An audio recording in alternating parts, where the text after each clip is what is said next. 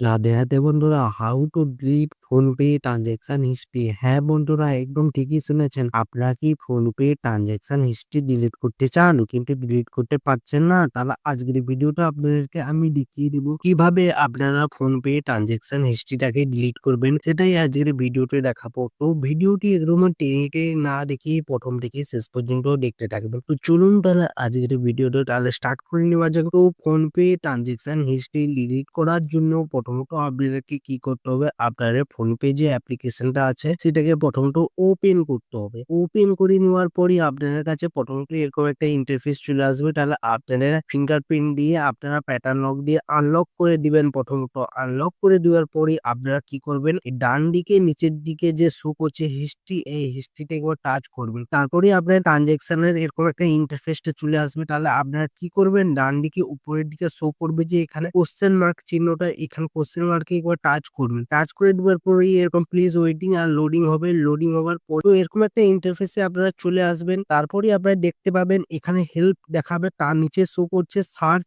For any help tips. এখানে touch করবেন। Touch করে দেওয়ার পরই আপনাদেরকে সার্চ করতে হবে can I delete all my payment details on PhonePe. এটা যদি আপনারা টাচ করেন, টাচ করে দেওয়ার পর এখানে কি দেখাচ্ছে একটু আপনাদেরকে বুঝিয়ে বলে দিচ্ছি প্রথমত, তারপরে আমরা পরের প্রসেসে যাব। তো এখানে দেওয়া আছে as per RBI guideline users of any payments app can not be allowed to delete their payments details from the app. এখানে মানে বোঝাতে চাচ্ছে যে আরবিআই এর গাইডলাইন অনুযায়ী ফোনপের যে পেমেন্ট অ্যাপ্লিকেশনটা আছে এর মধ্যে যে কোনো ট্রানজেকশন যে হয়েছে তার কোনো পেমেন্ট হিস্ট্রি ডিলিট করা যাবে না। তাহলে আমরা কি করতে পারি, তাহলে আমরা ব্যাক করে দেওয়ার পরে আরেকটা প্রসেস দেখিয়ে দিচ্ছি কি করব। আমরা ব্যাক করে দিচ্ছি, আবারও ব্যাক করে দেওয়ার পরই এই ট্রানজেকশনে এরকম একটা ইন্টারফেসে আমরা চলে আসবো। চলে আসার পরই আপনাদেরকে তাহলে আপনারা কি করতে হবে, ডান দিকে এখানের দিকে যে শো করছে ফিল্টার, সেখানে যদি আমরা টাচ করি, টাচ করে দেওয়ার পর এখানে শো করবে months, category, instruments, payment status, payment type. তো আমরা যদি ক্যাটাগরিতে টাচ করি তাহলে মানি সেন্টে যদি এখানে টাচ করে দেই, তারপরে যে আপনারা অ্যাপ্লাই করেন, অ্যাপ্লাই করে দেওয়ার পরে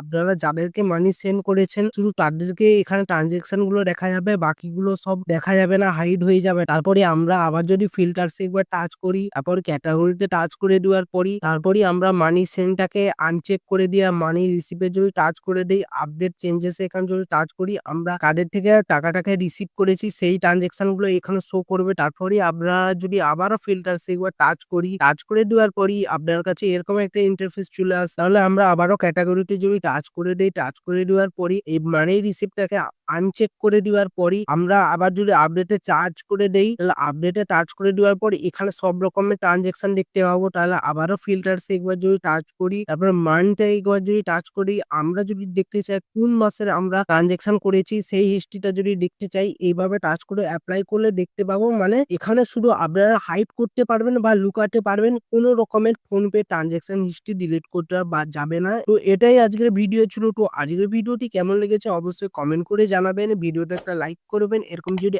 আরো ভিডিও পেতে চান তাহলে চ্যানেলটিকে সাবস্ক্রাইব করে বেল আইকনের ঘন্টাটাকে অলে করে দিবেন। তাতে কি হবে, নতুন ভিডিও নোটিফিকেশন পেয়ে যাবেন। ভালো থাকবেন, সুস্থ থাকবেন, দেখা হচ্ছে নতুন ভিডিওটা। রাধে রাধে।